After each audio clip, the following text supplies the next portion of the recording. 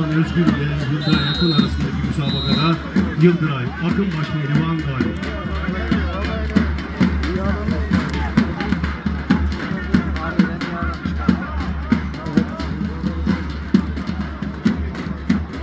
Fatih abi bırak.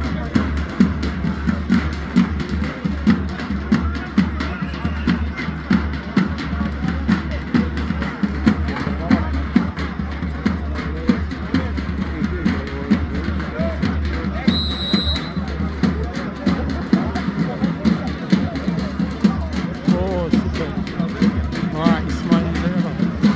Muhteşem hareket. Evet.